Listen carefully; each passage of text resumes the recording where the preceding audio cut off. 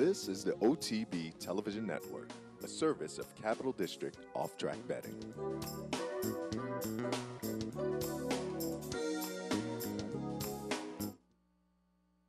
Princess of Silmar ran like a champion this afternoon. And Strong Mandate is geared down for the last 16th of a mile. Oh, this is a very promising 2-year-old. Mike Smith says go with Royal Delta, and she is going indeed. Will take charge is surging, and it's a photo finish. It's too close to call. Alpha wins the Woodward. Broadcasting live from the backstretch at Saratoga, this is Racing Across America with Seth Merrow. Racing Across America is brought to you by Pannell's Restaurant, a Saratoga tradition since 1922. 284 Jefferson Street, just minutes from the track. And Thoroughfan, giving the fan a voice. Find them at thoroughfan.com.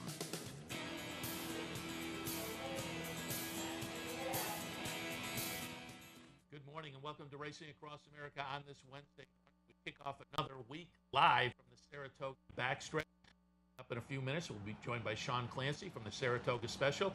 It's Steeplechase Day today and tomorrow. We'll talk some of the jump races and other racing news from Saratoga with Sean a little bit later on. Tom Gallo from Parting Glass Local Ownership Group. They had a nice win in the opening few days of Saratoga. We'll talk about that and the Parting Glass Racing Syndicate in general. And then towards the end of the program, Jimmy.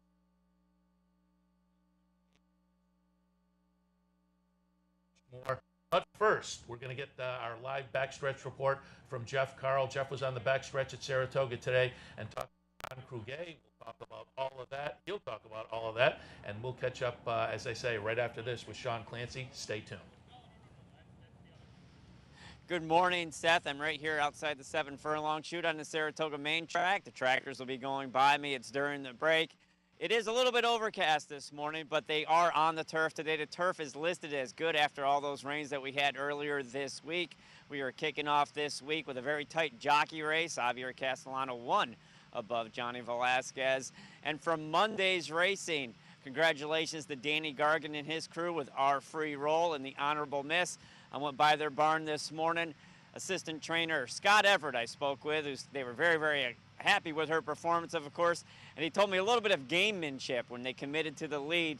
Getting in front of La Verdad made the difference, but they're very happy with our free rolls performance and the honorable miss. Not sure exactly where she's going to run next, but she came back very good from that race, so we'll have to see her what's in store for her a little bit later on. The feature today is the Coronation Stakes, 5.5 furlongs on the turf for fillies and mares 3 and up. Caught up with trainer Mike Trombetta this morning, who has regrouped in the race, who has won 3 straight sprinting on the turf. A little bit tougher kettle of fish today, but Mike thinks she's going to run well. And we also talked about his horse in the 10th race, Big Trouble, who will be trying grass for the very first time. And just a little link into the mind of a trainer, Mike talking about how this horse has naturally progressed through his first 3 starts. 2 starts on the dirt sprinting, and then he wanted to stretch him out once on the dirt before trying the turf, because he says, you know what, Jeff, if I go right from 2 sprints on the dirt to a race long on the turf, and he doesn't run well, I don't know if it was the turf or the stretch out, but he did accomplish that stretch out nicely. So now he thinks it's time to try him on the turf, and maybe a horse you want to put underneath at 6-1 with Rosie Napravnik, who also rides his horse in the stake race. And Seth, we was very fortunate this morning to catch up with legendary jockey Jean Cruguet, who's in town for a little bit. And here's a little bit of that interview now with jockey Jean Cruguet. I'm here on the Saratoga backstretch, and guess who I caught up with this morning? Legendary jockey Jean Cruguet. Jean Cruguet, great to have you here in Saratoga once again. Good morning. Thank you very much. Very nice to see you again. So what brings you by here, Saratoga? You come up from Kentucky. Yeah, I got some friends, got a couple of horses, and we come here to spend some time. Spend some time. Yeah. What about some of your reflections of the times that you spent here riding? Of course, you rode Seattle Slew here. Can you tell us about some of the races he ran here? Well, he only won once, and of course he win. I got good memory here. Sometimes I get sad because I think about my wife. You know, I got so many good memory too, but it's hard, you know, sometimes. So you're still involved in the horses in what aspect? Yeah, well, I got a partner, she got some horse to breed and run, and so we just, you know, about 10 horses. Keep moving, you know. How long are you going to be up here for? Well, we're gonna be up probably, at least 4 weeks after the Traverse anyhow. And I'm sure you're going to be taking in a lot of the race, and you're looking forward to seeing a lot of your old friends. Yeah, I'm looking for some winner too. Looking for some winners. Well, you're going to have to pay attention to our shows. I think we've been doing a pretty good job of giving out some winners. John, this year we didn't get a Triple Crown winner for for 36 years. You won the Triple Crown with Seattle Slew. What do you think is the difference between a Seattle Slew and a California Chrome? Well, I said it was a bit hard, but I think that horse should have win. He rode a bad race. I told him the day before, Friday night, we were on the media, on the press, and the guy said, "You want to take picture with Vitor?" I said, "Yes." So we take picture, and then soon after the picture, I want to let Vitor. I want to talk to him. I want to tell him to go to the lead. Then he said, he kind of brushed me. He said, "I don't want to talk. I don't want to hear nothing." So, and I told the owner, if you don't go to the lead, you're going to look for trouble. And sure enough, he got, that horse should have win. They got trouble in the backside. You see the winner come outside him, and he keep him in from the 5/8 pole to the 1/4 pole. Now I have to wait till the winner to go around him, and he only got beat a length and a half. I'm glad he got beat because I told him he didn't want to listen to me. So. Well, if you don't want to listen to a man who actually got it accomplished, maybe it just wasn't meant to be. But, John, you think it could happen soon? Yeah. Oh, he should. He should have won, 4, 5, I can name 5, 6 horses win a Triple Crown. He didn't, So we should keep it the way it is. We shouldn't mess with it. No, you won't. People don't want to change. The outside people want to change, but the horse people don't want to change. No. They get no more value after that. Well, he got it done in 1977 with Seattle Slew. We'll have to wait for another year to see a Triple Crown winner. But, Sean, thank you so much for joining us this morning. Thank you very much. Have a good day. Thank you. And, guys, I don't know if you caught it there, but Jean Cruguet was telling us how he spoke with jockey Victor Espinosa before his race on the Belmont Stakes on California Chrome. He told him just send the horse and go to the lead. He did not listen to him, and, well, we know how it ended up. Seth, that's all from me. Back to you and Racing Across America. Thanks, Jeff. Welcome back to the set. Happy to be joined now by Sean Clancy of the Saratoga Special. Good morning, Sean. Good morning. Good to be here. Former jump jockey. We just saw Jeff Carl talking to Jean Cruguet. Wasn't he one of those guys who crossed over and tried jump racing? Yeah, he rode a jump race. I think he was. Everybody was giving him heck that he was getting too old, so he proved that he still had it, and he rode a jump race. Actually rode it all right. Yeah. Very good. And as noted, you are the publisher along with your brother Joe. Saratoga Special. Always like to remind people they can find it on track. A free publication. The stewards around town. Price Chopper, Five Corners, various locations. A great paper that covers the Saratoga racing season. And I did note, like virtually every other newspaper, the Saratoga Special, if folks are wondering, it did shrink a little bit this year, but that's just tied into, as I say, the newspaper-based business in general, but you also tied in with a new printer. Yeah, we got a new printer, changed the size, used to be a little bit bigger, but it's actually, I think it's easier to hold. You kind of, it's actually much better. You color, more options, and I think it's a better product for sure. Yeah, and the content still high quality. Of course. So certainly we tip our cap to you for that. Sean, we have you and or your brother Joe on Wednesdays to talk a little bit about the steeplechase events. And again, this season will be Wednesdays and Thursdays. First race of the day with an earlier post time, so keep that in mind. First post today, which is the steeplechase race, is 12:25. Why don't we take a little bit of a look at the opener today, and then we'll also look. The feature tomorrow is the Smithwick, but today it is an optional claiming event over the jumps, 2 miles and a 16th. I went with my man Shepard and I said El Saison. I'm thinking with the L in there, you got to put a little exactly. flourish Sure. on it. Yeah, So I went with that one. I'm hoping for a rebound off of that last race, obviously, and maybe you can give me a little bit more insight into, could it have been that race course that he was on last time that affected him? But I put that one on top. I've got the 1A Charm Minster in the second spot, and just again, I'm scratching my head a little bit there on the class relief, but a long layoff. So my top two, there may be some question marks on both of them, but I think on their best efforts, they're both going to be competitive. What do you think? I'm giving you different options. Okay, that works too. I kind of like Versito, Jack Fisher's. There's two big scratches. Easy Reach is a scratch, and the outside horse, Labonte scratch. So Easy Reach, it'll make it a lot easier pace-wise. I think it kind of relieves a little pressure on Harrods Creek. That'll be close. Versito, he usually showed speeds too. I kind of like him. He came up here. He won 2 races back. It was all the way back in 2012. You can excuse his Iroquois. He was off a long layoff and tried grade 1s, 3 miles. So I gave him a little bit of chance. Patty Young's one of the all-time greats. I think he'll give him a good ride. Bodie Island maybe is a price, but you only have 5 betting interests now, so it's a little tricky trying to find some value there. And Harrods Creek, you can't fault old Harrods Creek. I mean, everybody would remember him when he won the Johns Call up here. We always laugh, and people sometimes are they thoroughbreds? You look at the highest buyer on Harrods Creek, a 95, which would win probably most races on the car, especially on the grass. So veteran made his transformation to jumping this spring. So it's cool to see him running, and good to see Doc Richardson and his group take a chance and go jumping. And I always talk about it on the flat side, that light bulb moment. For Harrods Creek, it looks like maybe last time, and you would think that maybe with jumpers, there's even more of a learning curve. Yeah, it takes a while. I remember when he ran, made his first start at High Hopes at Lexington on the form. I was standing right down by the first fence, and he galloped to the first in front, and you could see his head started coming up, and he's looking at the fence, and he's been schooled a lot in the morning, and he's obviously good at it, but I don't think he was expecting that in the race, and he really kind of gave it a good look. Jockey sat down and really had to kind of ride him into it. He popped it and just kind of popped his way around. He ran fine, but it was just a little bit on the green side. Next race was better, and then the next race after that was even better. They put blinkers on him. Arch Kingsley, he used to actually work for Bill Mott, who trained him on the flat, kind of the connection there. He put blinkers on him last start. Ross Garrity kind of let him run, and he ran very well. So I'm anxious to see how he performs against winners. Nice old horse, and you kind of root for that kind of horse. Yeah, and again, we talk about it.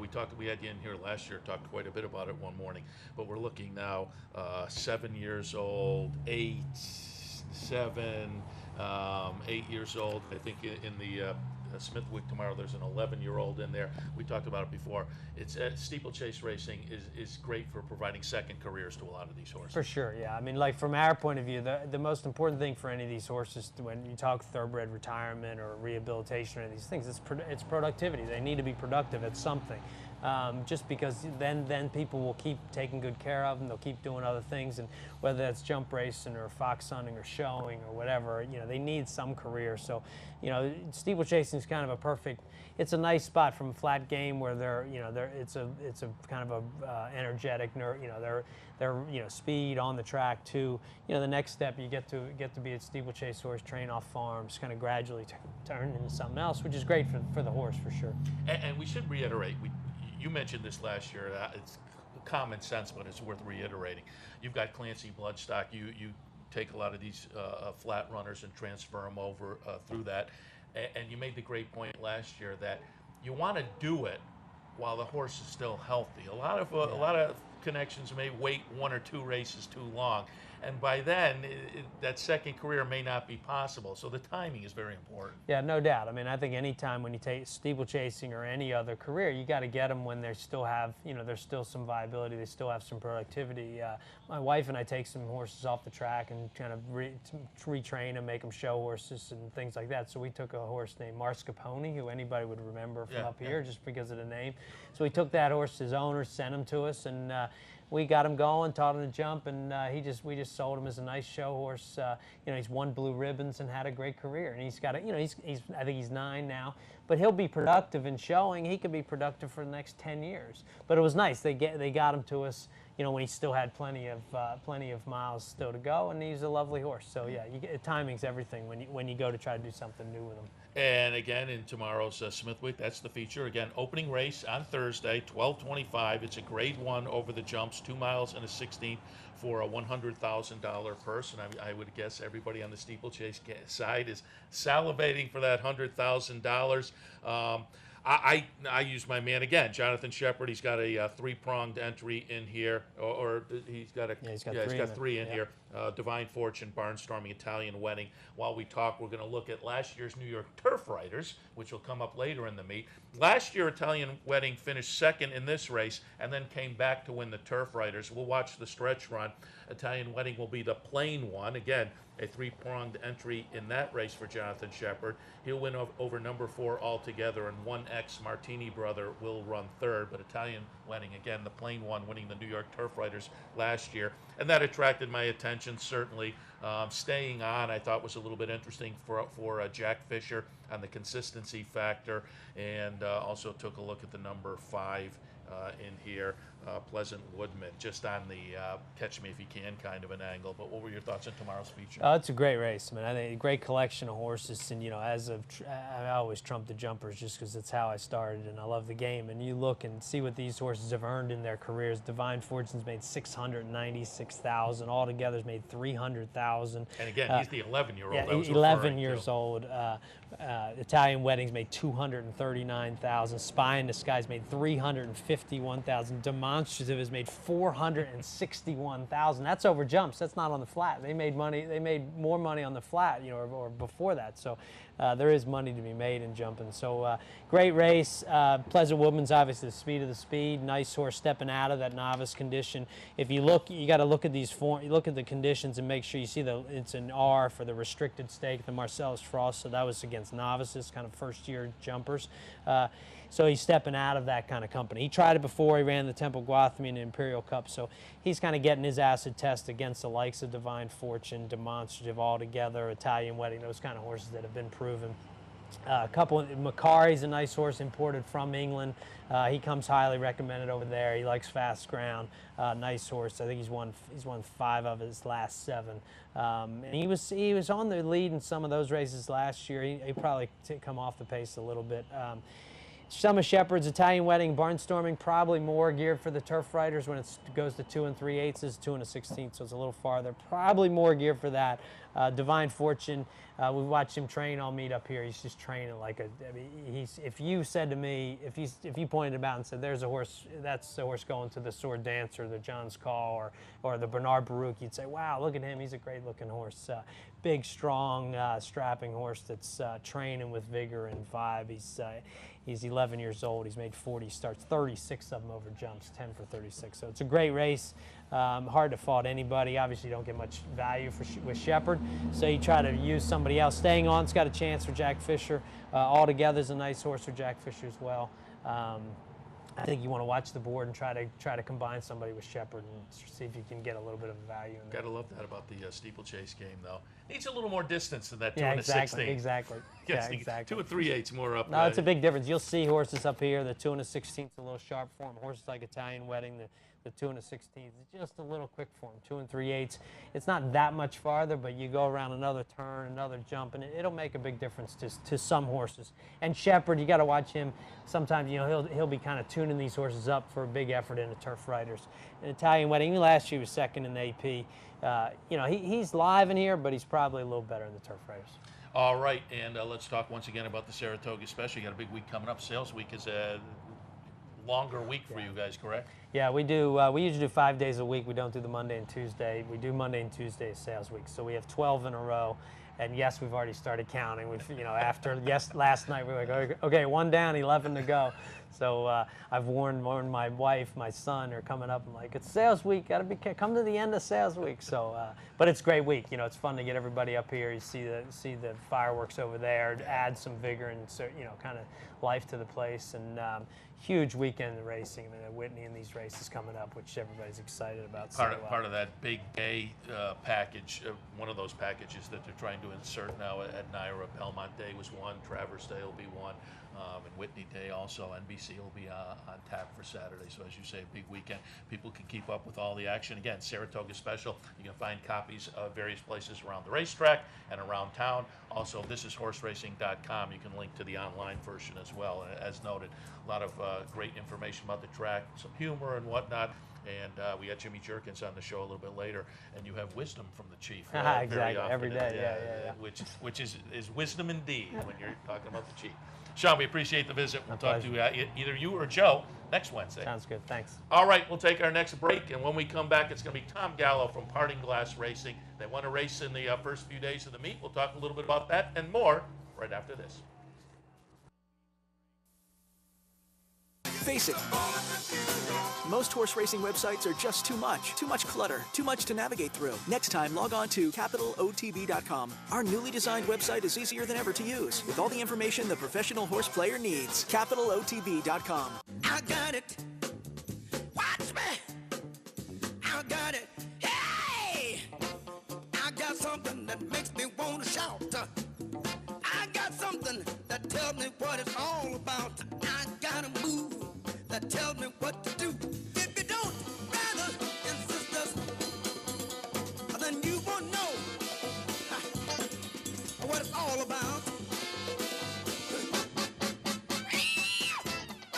I'm Brian Nadeau of HorsePlayerNow.com. Did you know that each Monday during the Saratoga Racing Meet, all Capital Bets account holders can earn an additional 1% in their player rewards program when wagering on Saratoga races? For more information, log on to CapitalOTB.com. Missed one of our TV shows? No worries. Now you can catch all your favorite programs online. Simply log on to CapitalOTB.com and click on the YouTube link at the bottom of the homepage. And look for our new podcast coming soon. CapitalOTB.com. Log on today. Using CapitalOTBBet.com is as easy as 1, 2, 3. 1. Simply log on with your username and password from the homepage. 2. Fund your Capital OTB account through our Easy Money, Green Dot, or Visa MasterCard options.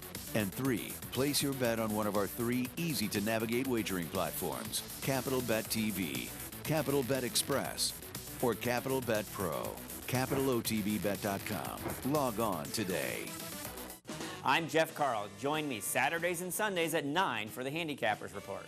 We'll handicap the top tracks across the country and help you prepare for the weekend in racing. That's the Handicappers Report, weekends at 9, only here on the OTB TV network. This is Racing Across America with Seth Merrow.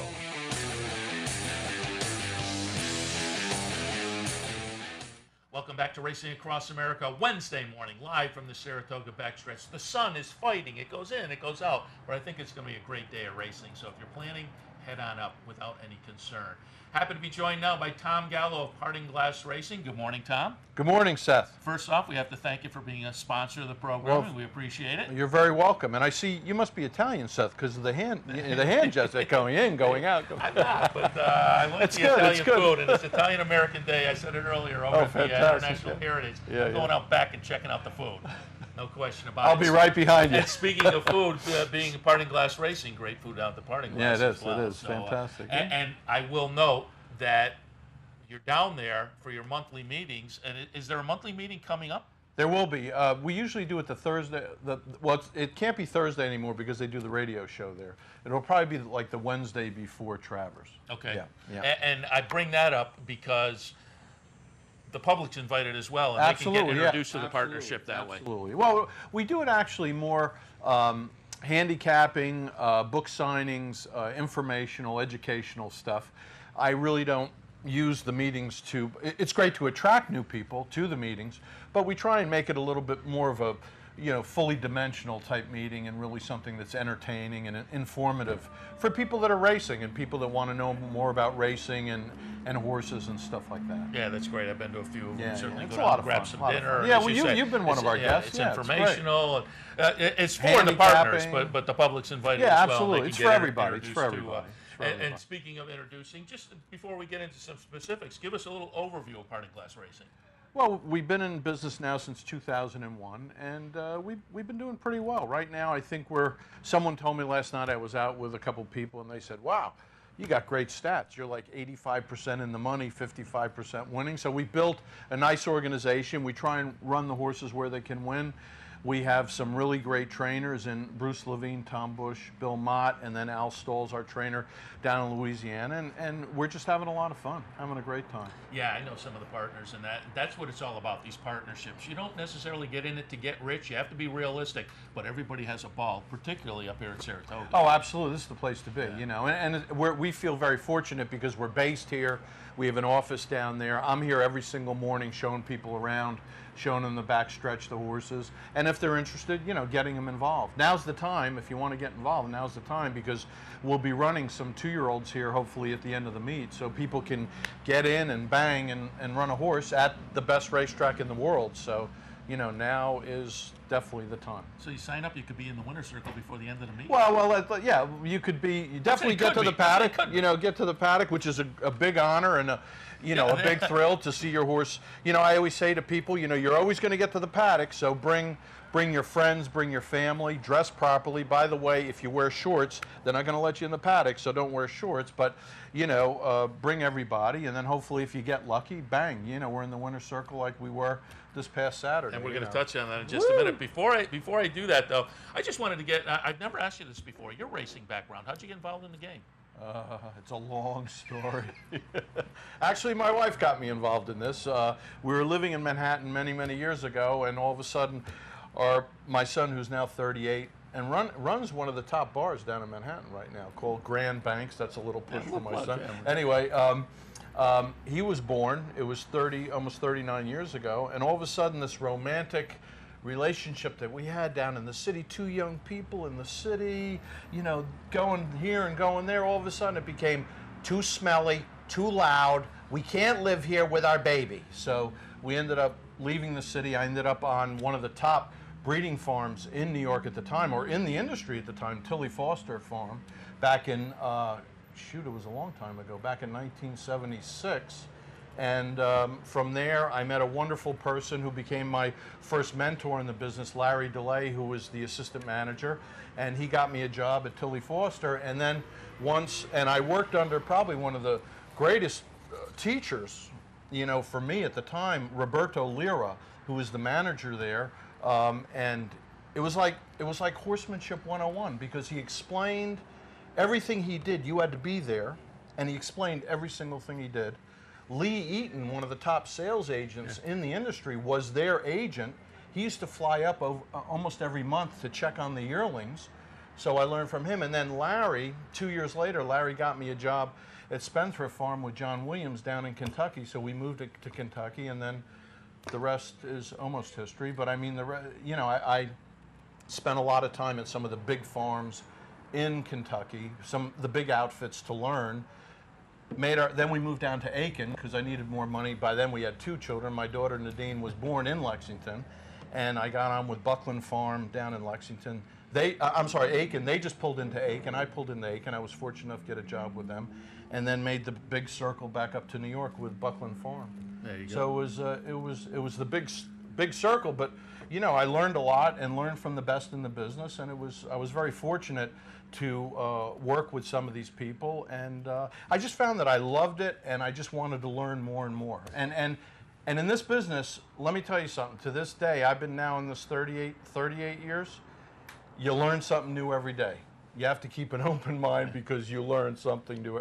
Horses will just, you know, make a liar out of you, or you know what I'm saying? You learn something new every day. But it's been wonderful, and we really enjoy it. And we've had a farm out here for just under 34 years out in Cambridge, and we've raised some good horses. We raised, actually, Commentator was born and raised on our farm.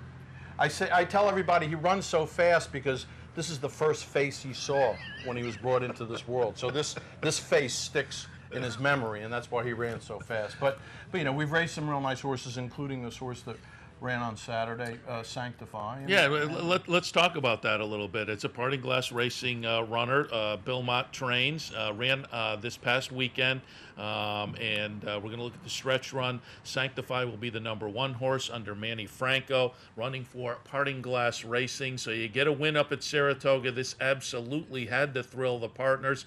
But also, I'm looking in the under the breeder line, Mia Gallo as the breeder. So that's nice as well. Oh yeah, that was fantastic. Mia Gallo and Mary Copley. And I want to apologize to the whole crowd that was standing under the clubhouse watching the big screen TV, because I was screaming and yelling. And when this horse was coming down the stretch right there from the 16th pole, I went absolutely crazy. I went nuts. So apologies, but if you were in the same position, I think you'd be doing exactly the same thing. It was just absolutely... There's nothing like winning a race at Saratoga. And it doesn't, believe me, it doesn't have to be the Travers or the Whitney or any of the... Everybody wants to win the big races, but believe me, if you can get a win at Saratoga, it is just absolutely... It's life-changing. It really is. As you said, it's just fun to be up here and be in the paddock and have a horse to root for. But when they win and win like that, wow! And when it's a nice horse like this is a horse, 6 career starts now, 2 wins, 2 seconds, 2 thirds. Oh, yeah. You have a nice one on your hands. Oh, he is. Yeah, he's nice. He's nice. He really is. He's consistent. He fights, and the guys down at Ocala Stud, and a shout out to Dave O'Farrell, Mike O'Farrell. When they broke him, they thought that, you know, he looked like he was going to be a nice one, and they were absolutely right. And we've actually got his half brother down there, who we're syndicating now, who they think really good things about, and he's by More Than Ready. You know, these guys are great. They've been doing it for many, many years, and they can sort of you know, they can tell you, and you need to know that as soon as possible, you know. And the last couple of races on the turf, before that on the dirt, so the possibilities are kind of endless. Potentially, will we see him again? And he won in the slop. So as I say, possibilities and, you know, absolutely are. I got to tell you, I never would have thought, again, I never would have thought this horse was going to be really a turf horse, because his mother has huge, big, what we call like a big turf foot, like a big platter foot. This horse doesn't have those big giant feet on him yet. The first time we put him on the turf, boom, he closes like crazy, and then he wins the other day. So, you know, hat off to Mr. Bill Mott. I mean, you know, try something and it works, and makes Bill everybody Mott, of look course, like a genius. the champ at changing services, of course, with Cigar. But chance we'll see him again before the end of the meet. Something I in mean, the book hopefully, for him? you know, I try not to make those decisions. I just sit back and enjoy it, and you hope so. But if everything's right, the right race comes up. I mean, anytime you run a horse at the beginning of the meet, there's always a shot. You may have a shot at the end of the meet, and it's always cool to run twice. But I'm still enjoying and basking in the memory and enjoyment of that first race. So if things come together, you know, hopefully that'll happen. But if not, it's not a big issue, because we've got the win. Yeah, absolutely. You've got that on your mantelpiece. I don't blame you. I looked at the entries for Parting Glass, went over to Equibase, and interested to note you have one coming up on Saturday at Evangeline Downs. Bluffalata, I assume is the pronunciation. This is a nice horse for you guys. This is a horse, 18 career starts, 6 wins, 150,000 plus. But it's interesting, and I'm assuming, you mentioned before, Al Stahl trains for you down in Louisiana. It's a Louisiana bred. Yes. And so I also looked, you had Zippity Goomba down in Pennsylvania. Bred, right. So it looks like you're taking advantage of these really nice state bred programs around the country. But boy, this one's really nice. One's on Saturday for you guys. That's part of my business. My business model really focuses on state bred programs, because of the amount of money. It's simple math, ladies and gentlemen. If you have an open horse, you're going to spend a lot more money. You're going to run against the pool at 21,000. Let's say the pool of horses that you're running against is the foal crop, just for argument's sake. So you're going to run, if you buy an open horse, you're going to run against a pool of 21,000 horses. You buy a New York bred, you're going to run essentially for the same money against the pool. You're going to start out against a pool of 2,100 horses. So I mean, it's just risk aversion. It's risk management. Same with PA breds. Same with Louisiana breds. And I learned about the Louisiana bred program through the executive director of the New York State Breeding Program, because he did these. We had one of these meetings, membership meetings, and he did all these charts and fancy PowerPoints. And boom, up comes the richest breeding programs in the United States. Guess who was on top at the time? Louisiana. Yeah. So I said, wow, Louisiana's giving away 60-something million. I got to get some Louisiana breds, on top of the fact that who doesn't love New Orleans, you know? I mean, if you can get an excuse to go to New Orleans or go to Philadelphia, you know, it gives you a great, you know, a great entree into a whole other world. But we really enjoy Al and his stable, and we enjoy going to New Orleans. And of course, you only run at New Orleans from Thanksgiving to March, but at the same time, you have good purses around. Not, of course, as good as New York, but still, you know, if you get a good Louisiana bred like you saw, you know, you can make some decent money and have a heck of a lot of fun. No, they have a fun program down there, and as I say, with Zippity Goomba down Zippity's doing super. We actually had her full sister, City Broad, who earned us just shy of $300,000, but she was a New York bred. But at the same time, Bruce Levine took advantage. I don't know if you remember at Monmouth, they had that short meet with the giant purses, $85,000. Yeah, championship the $1 million, whatever. She won 2 of those and placed in 2 of them, right? So she built up some fantastic earnings. And so we bought this filly actually because she was the full sister to City Broad, and that family takes a long time to mature. And this is the thing about horses, you know, don't blame your trainer for not getting these horses to run as 2-year-olds. It's a very small percentage of horses that are going to run as 2-year-olds, but if you can find their niche and find when they're ready, they're probably, you know, and they can run, you know, you're going to have a nice racing career. They're not always going to start out young. You know, they may mature later. This family's a very late maturing family. She's 4 now or 5, you know, and she's just really getting into gear. So, you know, I think just trust your trainer and look back into the bloodlines of the female family of your horses. give you a little indication about when they're going to run. Talking about state-bred programs, and I said a little earlier, you know, you get into these syndicates, you don't get in necessarily to make a lot of money, but to have a lot of fun. You got to be realistic, but you can get a nice one, and you had a nice New York bred, whole lot of shaking. Most recently won an allowance down at Belmont, but she has run very well in stakes races, over $300,000. Give us a little update on whole lot of shaking. Well, she's actually retired. We had to retire her. She came up with this little thing, again, 38 years in the business. I never heard of villanodule synovitis, but that's what she came up with. A very minor little thing, but God bless Tom Bush. He was able to find it after her win, and thank goodness, because Dr. Selway, one of the experts in this, said, you need to retire this filly. She's going to hurt herself. So we were able to retire her, and she'll be for sale in the November Keeneland sale as a broodmare process, because that's how we end the partnerships. And then that money will flow back to the owners. But at the same time, this filly missed being a graded stakes winner by a nose. She had a great career for by a nose and a great career. 11 exacta finishes and 21 starts. Exactly. I mean, she gave 150% every single time. And one or two of those stakes runs were up here, right? Wasn't she behind, what, Day at the Spa? She ran second to Day at the Spa twice, yeah. So but it was a very tough, division, but she always showed up, and we're going to miss her, but she's back on my farm right now, getting ready, let down, getting ready for the sale. She's just a doll and just a wonderful horse to be with. And I told her the other day, I said, listen, I know you're supposed to be at Saratoga, but this year it's not going to happen. And we'll look for her offspring, because that's always fun. No, absolutely, yeah. And thank goodness, again, Tom Bush, professional. He was able to find something. You gotta bite the bullet and say, he cried. I cried. We both cried. Oh, you have one like that. When you have one like that, but you got to do the right thing. $300,000 in the bank. You got to do the right thing, and then she's going to have a lot of value. So, Tom, we absolutely appreciate the visit. But before we let you go, PartingGlassRacing.com is the website. If people want to give you a phone call, you want to give out a number? Yes. My cell, 518-526-3946. You can call me direct or call the office, 587-5550. Very easy to remember, and we're always available. And again, it's not just about selling you horses, it's about introducing you to the wonderful world of horse racing. Yeah, and again, we appreciate your supporting the programming here on the network during the race meet. The guys put up on the screen there the website, PartingGlassRacing.com. Yeah, well, it's a pleasure. You can find all the info. You guys are great. And we're certainly going to be watching for you.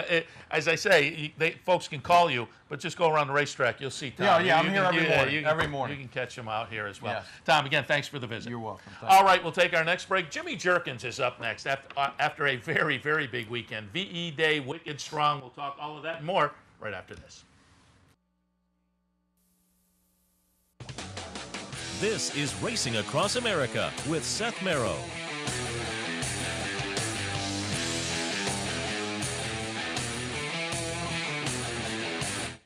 The future of online betting is here, and only at the all-new CapitalOTBBet.com. CapitalOTBBet.com delivers a state-of-the-art wagering experience found nowhere else in horse racing. CapitalOTBBet.com. Log on today.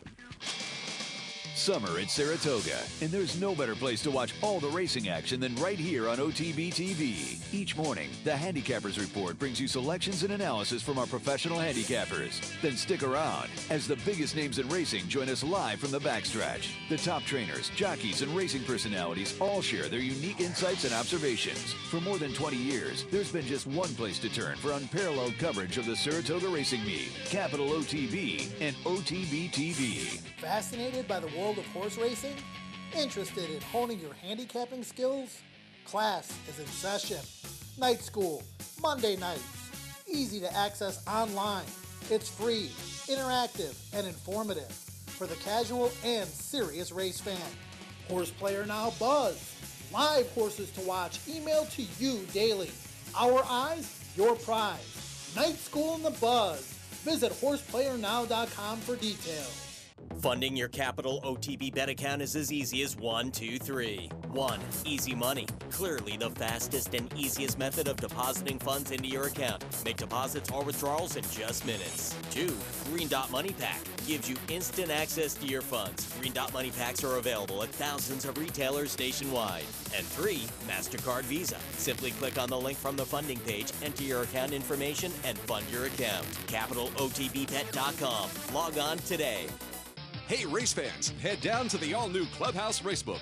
With live horse racing on more than 250 flat-screen TVs, state-of-the-art wagering terminals, and amazing Vegas-style atmosphere. The Clubhouse Racebook, 711 Central Avenue, Albany.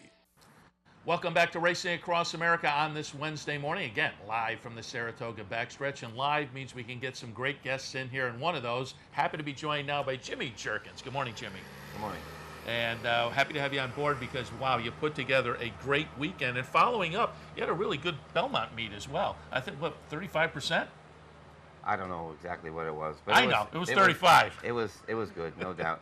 Yeah, very, very nice meet, and then led into, as I say, a good weekend here early in the Saratoga meet, which hopefully will set things up a little bit later. And we'll talk a little bit about specifics in a couple of minutes. But before we do that, obviously, son of Alan Jerkins, so you've been around the racetrack for a long time. But just give me a little bit of the background as to how you actually progressed from being the son of Alan Jerkins, and I'm sure around the barns all the time, to being a trainer yourself. Well, like you say, I mean, every weekend during school, I used to go to the barn and work all summer long, up here during the school break, and then went full-time after I graduated high school, so. Did you know right away that that's what you wanted to do? Oh, yeah. Yeah, I do. I mean, I always loved the horses. I remember cutting the charts out of the racing form when I was really young and pasting them in a book. And, it was really all I ever wanted to do. Let me just pick your brain. You brought up a good point because I think we all did that. We either cut them out or I've got the stack of racing forms at home. But give me an idea how the game has changed now because all of that is on the computer. How has that changed the training game? Well, hasn't changed the way you train or anything like that. It's weird thing about it is the owners just about know their horse works before you do. So, I mean, you get back to the barn, they're like, how come my horse didn't go? How come my horse only went a half in 51? I'm like, what? How could you possibly know that already? So it's kind of strange that way. There's a lot more interference because of that. There's so much more information accessible to everybody. That's a good point, though, from your perspective as a trainer, though. That also gives you maybe an upper hand because when you're up here at Saratoga, you still have horses down at Belmont, so I'm assuming the technology allows you to keep maybe a little better hand in that as well. Well, yeah, but I wouldn't rely on that anyway. You have your assistants and things you need to know that you can't see through a computer. That's for sure. And so, how many horses? How is it split up between up here and downstate? We actually came back yesterday from down there. Right now we only have a half a dozen. We plan on having more. Turned out some horses went to the farm and others a couple owners got mad because they didn't have stalls in Saratoga, so they went elsewhere. But can't keep everybody happy all the time. It's tough. And it's tough up here at Saratoga too. As you say, everybody wants to be up here. Everybody wants to win up here. Yeah, and so there's both sides of the coin. Yeah, and the stalls are at a premium, so they don't get you can't expect them to. I don't usually run claiming operations, so as a result, I really don't have a lot of starters. I think we have a lot of quality starts with quality horses, but we don't have. We're not known for really flooding the entry box, so as a result, we don't. I'm really happy with the stall allotment I got this year because I thought our starts were pretty light, but I appreciate them for doing that. But again, we do have quality stock too, so that plays a role in it also. Yeah, absolutely. Again, it was a good Belmont meet, and horses like Wicked Strong certainly attract some attention. And again, just for folks who maybe up here at Saratoga, folks might be a little bit new to the game and watching the show. From a trainer's perspective, and I read an article where you mentioned a little bit about this, you did have a very good end to the Belmont meet. But again, there's a pro and a con to that too, because that means some of the horses have gone through their conditions. Yeah, the majority of them will be raising up in conditions, and especially when you're doing it here, it's even double tough. So we're in that position too. But we have a lot of you know, the 2, 3-year-olds, Wicked and VE Day, you know, look like they're finding their best stride. And I think I got a lot of, not a lot, but I have a few nice 2-year-olds that should be starting here in a couple of weeks or towards the end of the meet. All right, and let's get on to the 2, 3-year-olds who really made your weekend, and we'll kick things off going back to Friday. $100,000, the Curlin at 9 furlongs, and VE Day gets it done. We're going to watch the stretch run here. VE Day will be the number 7 horse under Jose Lezcano. Number 5, Charge Now, will finish second for Bill Mott, and the Pletcher runner Portonico runs third in here. But VE Day, the number 7, just gets up there by a head at 8-1. And VE Day, give me a little feel here, because looking at the past performances, we have 3 turf starts and an off-the-turf start. So obviously the thinking was this is a turf runner, but you took a shot in here and got it done. Yeah, because, well, he's really bred top heavy on turf, especially on the English Channel. We don't know how great he was, the turf horse he was. But he himself, you couldn't say he was bred for turf only, so... but the dam is really, really heavy towards turf. So we started him out on the turf. But then when we came back from Florida, I worked him on the main track a couple of times, and he worked unbelievable. I couldn't believe how good he worked on the dirt. So then I put him in a maiden turf race, and you know, I wasn't. And if it came off, I definitely was going to give him a shot on it because he had worked so well. And he turned out he only won by a neck, but he ran very well. He walked out of the gate like he usually does, and like he did here the other day. But then he sat back there, and when he got his act together, he finished with a flourish. You know, it was really nice to see.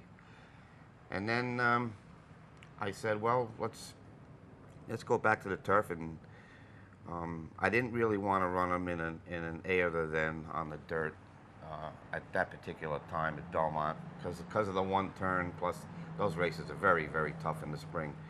So I thought it was a good opportunity to get him back on the turf and see if he was as good a horse on the turf, and he ran very nice. It looked like he was a winner every step of the way. He gave him a nice trip, and when he asked him, he finished really good, and he won that one.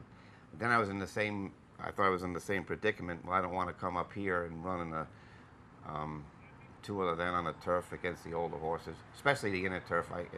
If the race ends up on the inner turf, I hate running any horse on the inner turf. I think it's not a good indication of how good your horse is. I think the turns are very sharp, and if you draw an outside post, you gotta concede too much in the early part of the race in order to save ground. I think horses are at a big disadvantage, and he's a big, long striding horse, and I didn't want to do that to him.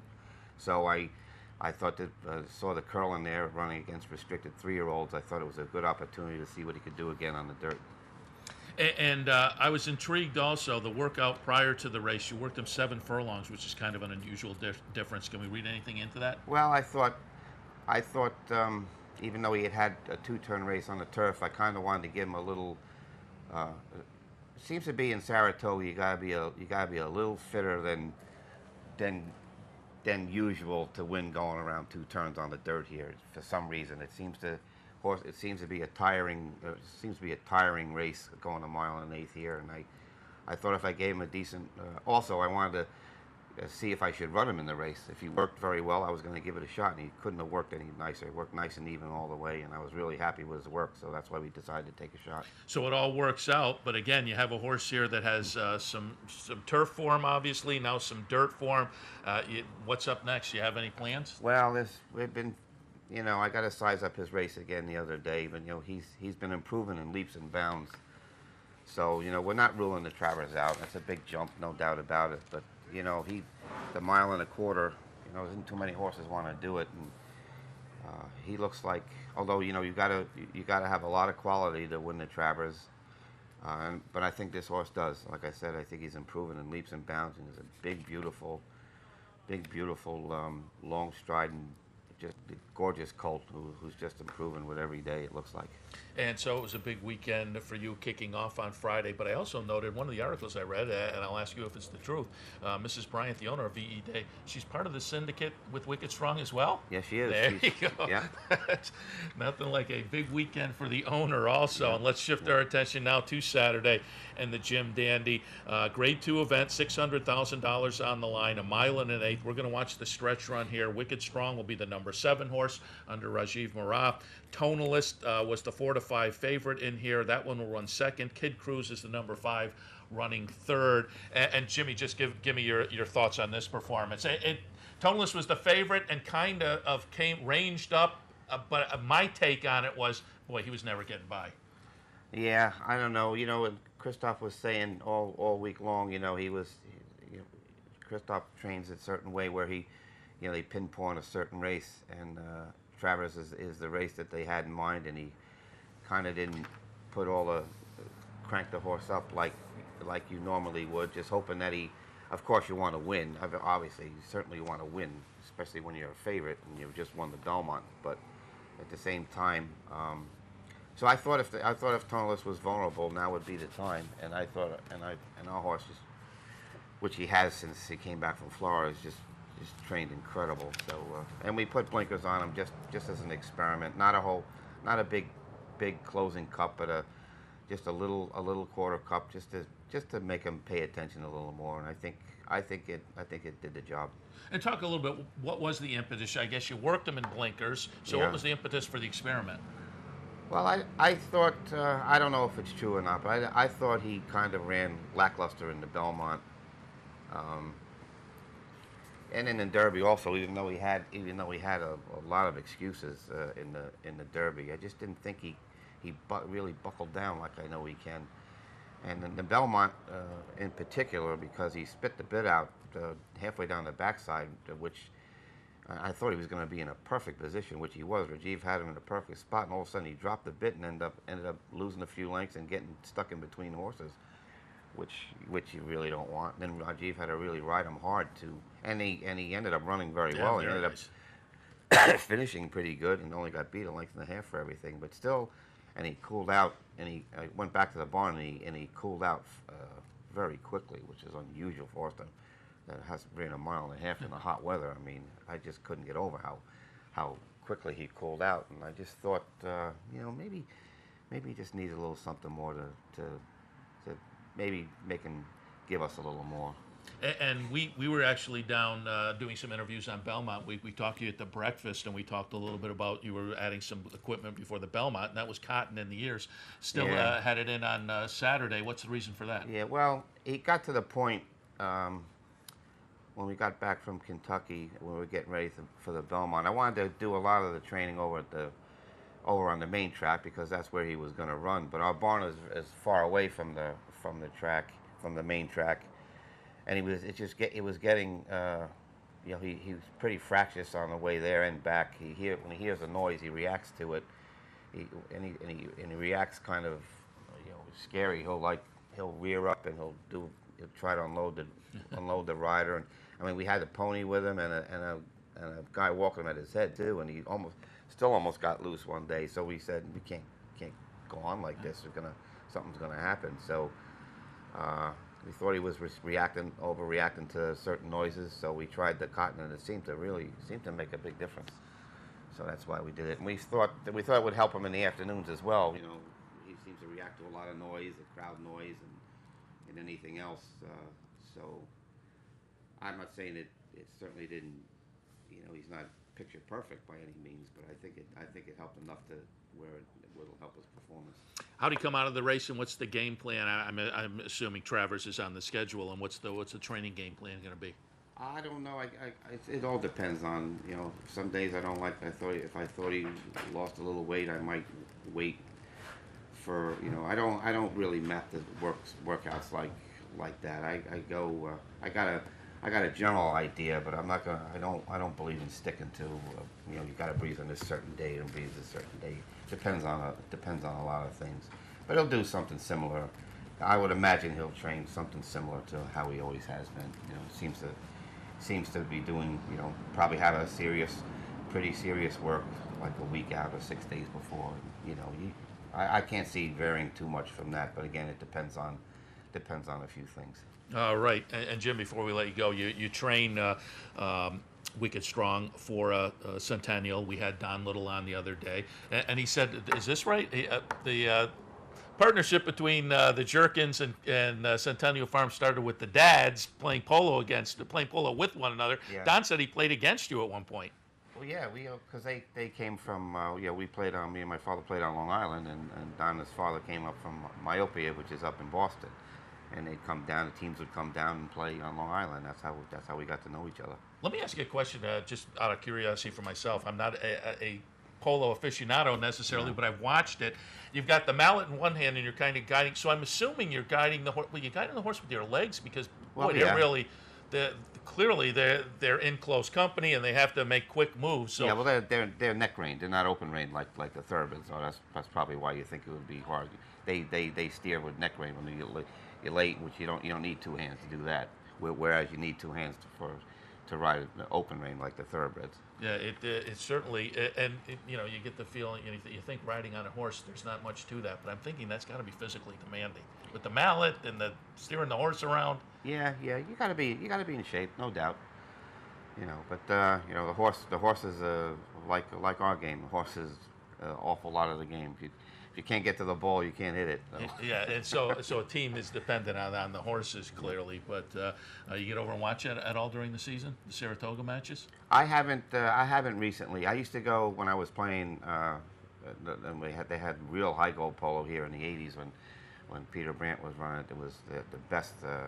Now that polo is in the Hamptons this time of year, but they had the best of the best, and that was just a joy. It was a joy to watch those great players, and what they can do is just incredible. Yeah, it is fun to watch, and again, the horses are pretty incredible, close quarters like that. And before we go, though, I did want to, I brought it up because Centennial, I believe it was your first horse, and we're going to go back to 2007, the Metropolitan Handicap down at Belmont. It is Corinthian. Corinthian will be the number 8 horse, trained by Jimmy Jerkins. Actually went on to win a Breeders' Cup race with this horse as well. You also won a Breeders' Cup race with Artie Schiller. But I think I'm correct. This was your first horse for Centennial Corinthian. And this is interesting in the Metropolitan Mile because finishing second that day, political force, Fort Allen Jerkins. Yep. So it was a Jerkins Exacta. Give us some of your memories on Corinthian. Well, he had trained absolutely sensational for this race. I think he worked 6 furlongs. He shaded 10 flat to getting ready for the race, and this was a tough field too, and I think he might have went off. I think 6 or 7 to 1. 9 to 1. Yeah. And your dad's horse was 24 to 1. Yeah, yeah. I think my father. I think my father's horse might have got hit with somebody's stick. I think somewhere at the 8th pole. Of course, that made all the difference. He would have won otherwise. I had to hear that for the next few years. And speaking he came back and won the Suburban in the next start. Yeah, Corinthian ran terrible, but so we both got our wins. I love to see Corinthian now, and I love him with 2-year-olds, and I like to see his name in the breeding lines now. Yeah. But Jim, before we let you go, we've mentioned your father, the great Alan Jerkins, the chief. Not up here at Saratoga. Just give us a little update. How's he doing? He's doing good. He's doing good. He stuck down in Florida for the season. He stayed down there. Yeah, he stayed down there. He's got some business down there. Where he didn't think if he came up north he would really had enough to make a go of it. And plus, it's hard for him to travel. It's hard for him to travel and do the traveling anymore. And he just decided it might be best if he just stayed in one spot. And like I said, as long as he had the business, it was going to work out. But it's hard to drive around here, especially on the backstretch here, and he's not around. It's just not the same, no question. And I read an article, and it's not just you, it's not just me. It seems like everybody. Yeah. This is Alan Jerkins. He's been kind of an icon up here, certainly for years and years. But the Jerkins name still alive and well. VE Day, wicked strong. A couple of nice 3-year-olds we'll keep our eyes on, certainly as the meet goes forward, as well as your other horses. We wish you good luck for the remainder of the meet. Thank you very much. Okay, always you need luck. Yeah. Jimmy Jerkins. All right, that's going to wrap things up for the Wednesday edition of Racing Across America. Again, the sun is breaking through, so if you're on your way up here, I think it's going to be a great day, a nice card. Let's all enjoy the races, cash a few tickets, and don't forget, we'll see you here tomorrow morning for more Racing Across America. Racing Across America is brought to you by Pannell's Restaurant, a Saratoga tradition since 1922. 284 Jefferson Street, just minutes from the track. And Thoroughfan, giving the fan a voice. Find them at thoroughfan.com.